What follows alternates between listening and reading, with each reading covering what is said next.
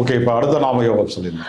நம்ம அடுத்த டீம் வந்து நம்ம என்ன நாம யோகத்தை பார்க்க போறோம்னா சௌபாக்கியம், வியாகாதம், சாத்தியம். இந்த டீம் தான் நம்ம வந்து பார்க்க போறோம். நம்ம போர்டில் எழுதி போடுற பாருங்க, நோட் பண்ணிக்கோங்க.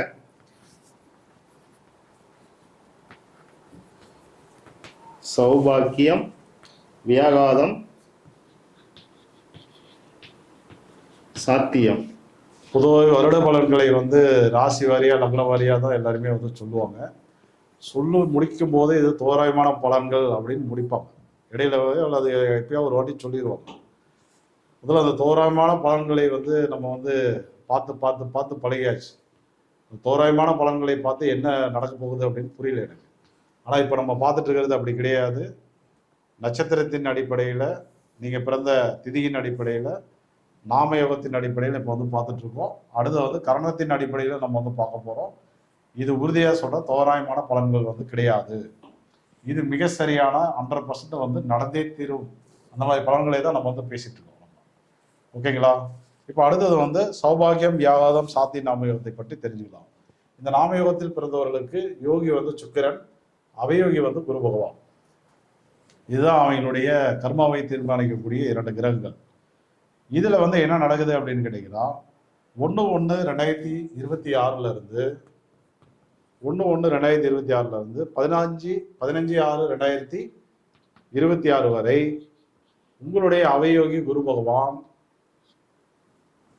புனர்பூசம் நட்சத்திரத்தில் வந்து பயணம் பண்றாரு. அதாவது அவயோகி குரு வந்து அவயோக நட்சத்திரத்திலே வந்து பயணம் பண்றாரு. இது வந்து மிக கடுமையான பாதிப்பை தரக்கூடிய ஒரு அமைப்பு. ஏன் கடுமையான அமைப்பு அப்படின்னா, ஜோதிடத்துல நல்லா யோசனை பண்ணி பாருங்க. குரு பகவானுக்கு மட்டும் நம்ம வந்து எப்பொழுதுமே முக்கியத்துவம் வந்து அதிகமாக கொடுப்போம்.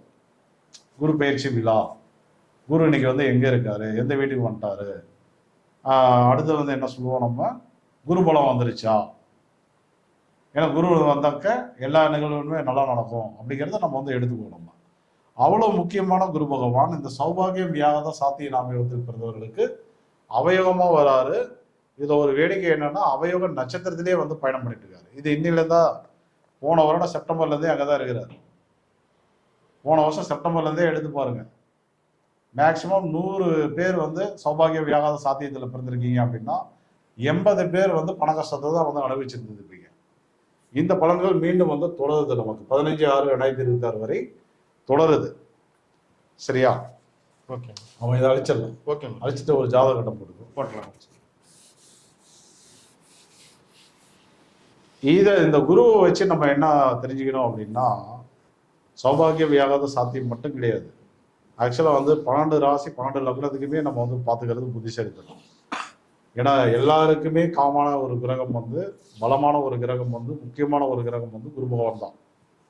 ஸோ அதை வச்சு நம்ம அதை நகர்த்தி பார்க்கும்போது, இப்போ மேச ராசி மேச லக்னத்தில் நீங்கள் பிறந்திருந்தால்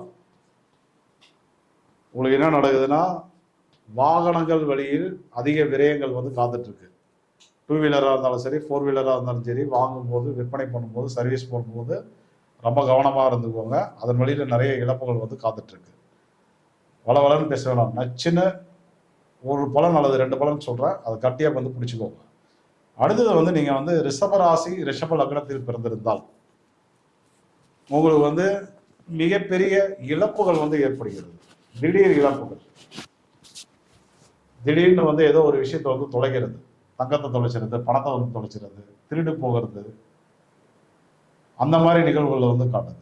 அதனால வந்து பணம் சார்ந்த விஷயங்கள்ல எடுத்துட்டு போகும்போது, எடுத்துட்டு வரும்போது வீட்டில் இருந்தால் கூட ரொம்ப பொறுப்பாக வச்சுக்கிறது வந்து புத்திசாலித்தனம். அதே போல நிறைய கடன் வந்து மாட்டிக்காதீங்க, அப்புறம் அசிங்கப்பட்டு கேவலப்படுற மாதிரி ஒரு சூழல் வந்து காட்டுது நமக்கு. ஓகேவா? ஓகே. இப்போ அடுத்தது வந்து மிதுன ராசி மிதுன லக்னம். டிக் பண்ணா போதும். ஓகே. மிதுன ராசி மிதுன லக்னத்துல நீங்க பிறந்திருந்தால் திருமண வாழ்க்கை வந்து பாதிக்கப்படுது. கல்யாணம் ஆகாத நண்பர்களுக்கு திருமண வாழ்க்கையில வந்து ஒரு வித அவப்பெயர்கள் வந்து உருவாகும். கல்யாணத்துக்கு எங்கேயாவது போய் பணம் கட்டோம்னா கடைசி நேரத்தில் வந்து கிடைக்காது. ஸோ கல்யாணம் சார்ந்து தான் அந்த கெடுபலன்கள் எல்லாமே நடக்குது. ரைட்டுங்களா? இப்போ அடுத்தது வந்து கடகலக்கணம் கடகராசி. கடகலக்கணம் கடகராசி.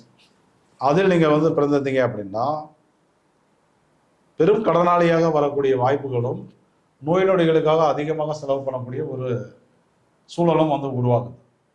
சரிங்களா? இதுக்கெல்லாம் தீர்வு கொடுக்குறேன் நான். அடுத்தது வந்து பரிகாரங்களை பற்றியும் பார்க்க போகிறோம். இப்போ பலன்கள் வந்து பார்த்துட்டு வந்துட்டு இருக்கோம். அடுத்தது வந்து சிம்ம ராசி சிம்ம லக்னம் டிக் பண்ணா போதும். ஓகே குருஜி. அதில் நீங்கள் பிறந்திருந்தீங்க அப்படின்னா பூர்வீகத்தில் மிகப்பெரிய குழப்பங்களும் பிரச்சனைகளும் வந்து ஆக்டிவேட் ஆகும். எனக்கு பூர்வீகலாம் இல்லை சார் அப்படின்னா குழந்தை பிறப்பு குழந்தை வளர்ப்பு அதில் வந்து பாதிப்புகள் வந்து நிகழுது. இப்போ அடுத்தது வந்து என்னன்னா கன்னி ராசி கன்னி லக்னம். இதுக்கு வந்து பார்த்தீங்க அப்படின்னா இதுக்கும் வந்து திருமண வாழ்க்கை தான். குறிப்பாக வந்து இந்த காதல் சம்மந்தப்பட்ட பிரச்சனைகள்லாம் நிறைய வந்து குழப்பங்களை வந்து தரும். அடுத்தது வந்து துலாம் ராசி துலாம் லக்னம். இதுக்கு பொறுத்தவரை என்னாகும் அப்படின்னா உங்களுடைய ஆசைகளால், அதிகப்படியான ஆசைகளால், என்டர்டைன்மெண்டால், கேளிக்கை கொண்டாட்டங்களால் மிகப்பெரிய தனத்தை இழக்கக்கூடிய வாய்ப்புகள் என்பது உருவாகுது. குறிப்பாக வந்து நண்பர்களுக்கு வந்து உதவி பண்ணாமல் இருக்கிறது வந்து புத்திசாலித்தனம். பண்ணீங்க அப்படின்னா பணம் வந்து திரும்ப வராது. இப்போ அடுத்தது வந்து விருச்சிக ராசி விருச்சிக லக்னம். உங்களுக்கும் வந்து பூர்வீகம் குழந்தைகள் வழியில தான் வந்து பாதிப்புகள் வந்து காட்டுது. குறிப்பாக வந்து குலதெய்வத்தினுடைய அனுகிரகம் வந்து கம்மியாகுது. ஓகேவா? இப்போ அடுத்தது தனுசு ராசி தனுசு லக்னம். ரிஷபத்துக்கு என்ன சொல்லணும்னா அதே தான், ஆயுள் பாதிப்பு காட்டுதுக்கு. ஆயுள் பாதிப்பு உண்டான அமைப்புகள் வந்து ஆக்டிவேட்ல இருக்கு. ரொம்ப கவனமா இருந்துக்கோங்க. இப்போ அடுத்தது மகர ராசி மகர லக்னம். உங்களுக்கு வந்து என்னன்னா பார்ட்னருடன் கவனமா இருந்துக்கணும். நீங்க வந்து பார்ட்னர் மீன்ஸ் வந்து தொழில் பண்ணிட்டு இருக்கீங்க அப்படின்னா பிசினஸ் பார்ட்னர். அது ஏதோ ஒரு விஷயத்துக்கு 2 பேர் சேர்ந்து போறோம் அப்படின்னாலும் அவரும் வந்து ஒரு வகையில வந்து பார்ட்னர் தான். இப்போ நான் பேசிட்டு இருக்கேன், ராமமூர்த்தி தம்பி பேசிட்டு இருக்காரு. 2 பேரும் இப்போ வந்து பார்ட்னராக தான் வந்து வேலை பார்த்துட்டு இருக்கோம். ஸோ வந்து இருவர் இணைந்து செயல்படும் போது அது வந்து பார்ட்னராக வேலை பார்க்கும். அதன் வழியில தான் வந்து தொல்லைகள் என்பது காட்டுது. இப்போ அடுத்தது வந்து கும்பராசி கும்பலக்னம். கும்பராசி கும்பலக்னத்துக்கு வந்து வாய் வந்து நிதானம் வேணும். வாயாலேயே கெட்டு போகக்கூடிய சூழல்கள் என்பது காட்டுது. குறிப்பாக வந்து பார்த்தீங்க அப்படின்னா யாருக்கும் எந்தவித உத்தரவாதமும் வந்து தராதிங்க. படிக்கக்கூடிய மாணவர்களாக இருந்தால் கல்வி வழியில் பண இழப்புகள் வந்து ஆக்டிவேட்ல இருக்கு. கவனமாக இருந்துக்கோங்க. அடுத்து வந்து மீன ராசி மீன லக்னம். மீன ராசி மீன லக்னத்தை பொறுத்தவரை நீங்கள் என்னதான் வந்து உஷாராக இருந்து கழுவுற மீன் அப்படி இப்படின்லாம் வந்து மேஜிக் ஆடினாலும் இந்த வருஷம் வந்து உங்களுக்கு வந்து சிறப்பாக இல்லை. குறிப்பாக வந்து பணம் சார்ந்த விஷயங்கள்ல ரொம்ப ரொம்ப கவனமாக இருந்துக்கணும். உங்களை சுற்றி உள்ள பெண்கள் வழியில தான் மிகப்பெரிய இழப்புகள் வந்து காட்டுது. ஸோ அதனால அவங்களை சுற்றி இருக்கக்கூடிய பெண்களுக்கு ஏதாவது பண உதவிகள் செய்யக்கூடிய சூழல் இருந்தால் அது சரிதானா அப்படின்னு வந்து செக் பண்ணிக்கோங்க. பெரிய தொகையை கொடுத்துட்டு திரும்ப கேட்டாலும் வந்து கண்டிப்பாக வசூலாகாது. ஓகேவா? ஓகே. இப்போ வந்து சௌபாகிய வியாகார சாத்தியத்துக்கு மட்டும் சொல்லலை. நான் பொதுவாகவே 12 ராசி 12 லக்ன நேயர்களுக்குமே வந்து இந்தந்த விஷயங்கள்லாம் கவனமாக இருந்துக்கோங்க அப்படிங்கிறத என்னுடைய அட்வைஸ். இப்போ இதுக்கு என்ன பரிகாரம் அப்படின்னு கேட்டிங்கன்னா ராமருடைய டாலர், முருகனுடைய டாலர், அன்னபூரணியுடைய உருவ சிலைகள் அல்லது வந்து டாலர் இதெல்லாம் வந்து பிறகு வாங்கி கொடுத்தீங்க அப்படின்னா அந்த பலன்கள்லாம் மாறும். கர்ப்பிணிகளுக்கு உதவுனீங்க அப்படின்னா அந்த பலன்கள்ல மாற்றம் கிடைக்கும். ஊறுகாய், தோல்ல போற துண்டு அதெல்லாம் வாங்கி ஒருத்தருக்கு வந்து கிஃப்ட் கொடுத்தீங்க அப்படின்னாலும் பலன்கள் வந்து மாறும். மாம்பழ ஜூஸு, சுண்டல், முலாம்பழம், சாமந்தி பூ இந்த மாதிரி விஷயத்தையும் நீங்கள் வந்து தானமாக வந்து கொடுக்கலாம். திருச்செந்தூர் போயிட்டு வரும்போது இந்த தோசை வந்து நிவர்த்தி அடையும். ஆலங்குடி குரு பகவானுடைய தரிசனம் எடுக்கும் போதும் கண்டிப்பாக அந்த தோசை வந்து நிவர்த்தி அடையும். குறிப்பாக வந்து குரு பகவான் இந்த வருஷத்துல 15/6/2026 வரை புனர்பூசம் நட்சத்திரத்தில் வந்து பயணம் பண்றதுனால திருந்து தேவன்குடியில் இருக்கக்கூடிய கற்கடேஸ்வரரை தரிசனம் பண்ணீங்கனாலும் அந்த தோசை வந்து நிவர்த்தி அடையும். 15/6/2026 பிறகு அவர் வந்து பூசம் வந்துருவாரு. பூசத்துக்கு வந்து என்ன கோயில் கொடுத்த பருதியப்பர். பருதியப்பர் நம்ம தஞ்சை மாவட்டத்தில் பருதியப்பர் அந்த தரிசனம் எடுக்கும்போது தோசங்கள் வந்து நிவர்த்தி அடையும். ஓகே குருஜி. ஓகே தானே? ஓகே குருஜி. ஆமாம். இப்போ அடுத்தது வந்து கட் பண்ணிடலாம்.